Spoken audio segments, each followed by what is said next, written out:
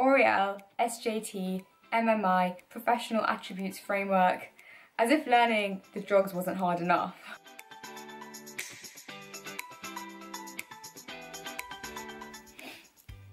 I'm going to be talking about the Oriel process, from what it is and all the different stages, and my tips on how to do well in it. I've got timestamps in the description so you can jump to the relevant sections that you want to. You don't need to watch this whole video.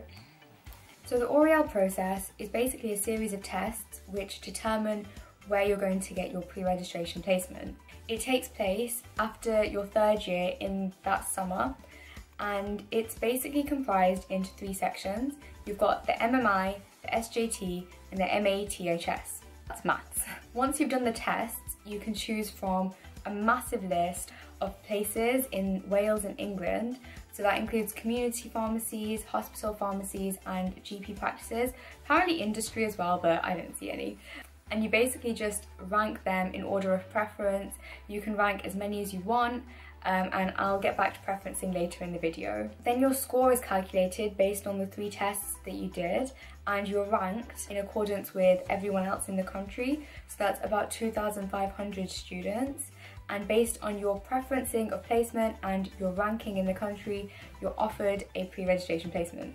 Then you can decide if you want it or not. If you don't want it, you can reject the offer and find one without Oriel. You can turn it down and look at the offers that are still available in the country. So the first bit is the MMI, the multiple mini interviews. So this is where you have 3 interview stations and you get asked questions in front of a panel of 2 to 3 people. Also, the interview is not clinical at all. The questions are based on the Professional Attributes Framework, which is basically a massive document of all the different skills you should have as a pre-registration pharmacist. It's basically just a massive table with the different professional attributes, the professional qualities you should have, and then it's split up into smaller sections which are more specific. So basically all the scenarios that you're going to get in the MMI are based on this framework. So ultimately the MMI is just trying to see, are you a nice person? Are you professional? Can you work with other people? Do you put patients first when you're at work? Do you know how to stay organized? Do you panic under pressure? They're the kinds of things that they're really testing you for. And the first thing you should do when you get asked one of these questions is think, what are they trying to look for? What are the professional attributes that they are asking me? They're not going to ask you, how do you show your person-centered skills? How do you show your communication skills? That's not what they're going to do. So there's 2 kinds of questions they'll ask you. It'll either be a scenario-based question where you're in a pharmacy as a pre-reg and something's come up, for example, a workplace conflict, and they're asking how would you best deal with it. So for example, one of the questions I was asked was basically there's this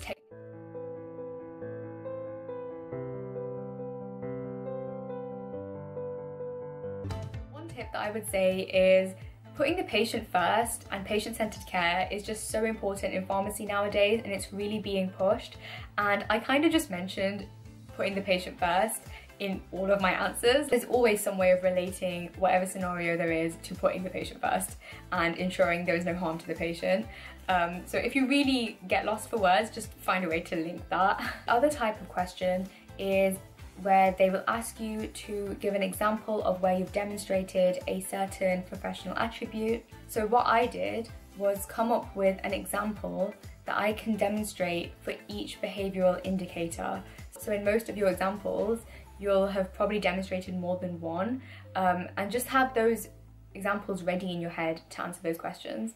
You don't need a lot of pharmacy work experience or pharmacy experience to answer these questions. Another thing is the actual interviews are only 10 minutes each, but the whole waiting process is much longer. I was waiting for about 2 hours and I wish I brought some food. Bring food, but also get to know the other people there. There's going to be a lot of students from all over the country at different unis, and just get talking. You're going to be going into an interview, you want to feel comfortable, you want to feel confident, and there's no better way than doing that than getting to know new people and just getting comfortable with the environment that you're already in. Final tip for any interviews is to be confident and to smile. Patients want to see that their healthcare professionals know what they're doing and look like they know what they're doing. So you need to also demonstrate that with your body language, with your facial expressions to the interviewers. I was really nervous, but you need to fake it till you make it. Walk in there like you know what you're doing. Smile, be happy, talk clearly, confidently. You don't need to be confident, you just need to show and act confident. The second part of the L'Oreal process is the Situational Judgment Test, the SJT. What this is a series of questions. You have to basically answer them under timed conditions. All of the questions are, again, not clinical, not knowledge-based. They're basically going to be asking you how you deal with scenarios in hospitals or in community pharmacy. You need to imagine you are the pre-registration pharmacist when you're answering these questions. They're all multiple choice questions. You either have to pick the best one from a list of options, or you have to rank all of the options you have in terms of best and worst. There's 52 questions to answer in 104 minutes, which technically means 2 minutes per question, but I would say the ranking questions take a lot more time than the single answer questions, so I wouldn't really work off the 2-minute mark per question. I would aim for about 1.5 minutes per question. Also, make sure you take time to read the question, properly read the question. In terms of how I prepared for it, again, I familiarized myself with the professional attributes framework, knowing that these are the situations that are going to come up. They're going to be looking at these skills. And the other thing is to go online and do practice questions. There are so many practice questions available online. There's not as many for pharmacy, but there's a lot for junior doctors because they also have to do the same test and they have to do L'Oreal as well. Their questions are slightly different, but you can really adapt the questions into a pharmacy setting and still practice. Once you do like a bunch of these questions, you'll really start to understand the format of them and kind of figure out what the answer is before you've even looked at the options. So a few of the things that I picked up on was, firstly, a lot of the questions are based around patient-centered care. Patients need to come first. You need to make sure they're getting the best treatment possible. If there's more than one patient in the scenario, you need to be considering which patient needs help most, which one is the most distressed, not necessarily which one is the most angriest or demanding. You also need to consider the patient's mental health as well as their physical health. They might be physically fine, but are they really distressed and upset and distraught? Is that something you should be addressing? The second common theme is multidisciplinary teamwork and working with other healthcare professionals. So part of this is understanding the roles of nurses, doctors, your pre-reg tutors. Remember what the pharmacist's role is and what the pre-reg's role is and where you're limited to. As a pre-reg, you do not have the full authorization to make every decision. A lot of the times the best answer is to actually report to someone like your pre-reg tutor or to a specialist pharmacist. But seriously, just type in SJT practice pharmacy questions and go through the answers thoroughly. When you're practicing, write down why you've picked that answer and why you haven't picked every other answer. I really don't think the SJT is something to really worry about, but I don't want to tell you guys to chill out because I think I say that too much. So the final section is the maths, and the questions are basically based on the pharmacy maths questions that you'd be asked in your degree.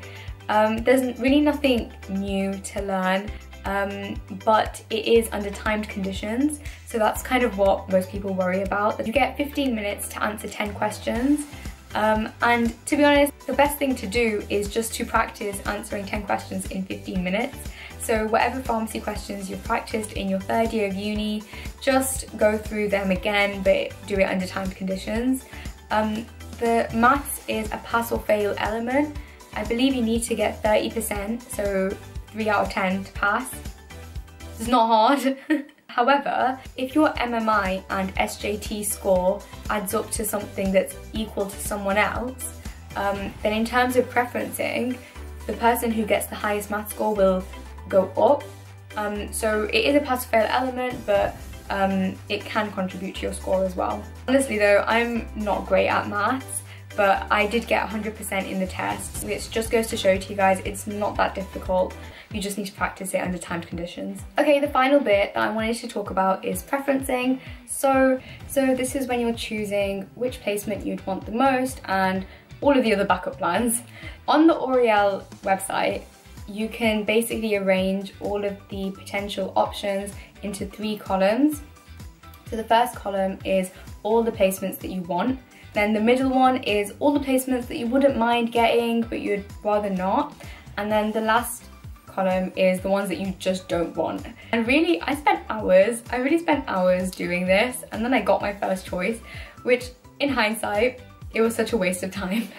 If it makes you feel better to go through the whole thing and put loads of options down like it did for me, then definitely do it. I don't think it's that necessary though. Definitely have about 50 options in your I want column, but you don't need to get too excessive. You don't need to order all of the thousands of placements. So finally, I just wanted to say good luck to you guys. Some of you are going to be doing it this summer. It's a bit different with the coronavirus situation, but hopefully you guys all do really well and you all get your first choice. Let me know below if you have any questions or comments. A lot of you guys have DM'd me asking about this stuff, but it would be great if you could comment instead because it helps other people out and it helps me reply to the questions.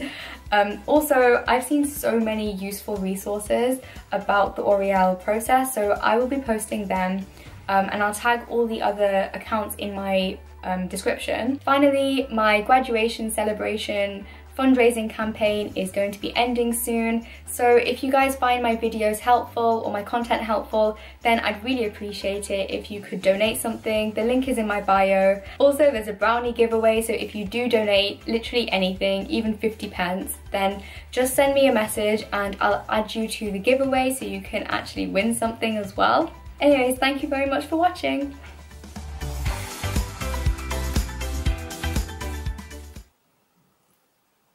I'm not bossy, I'm the boss.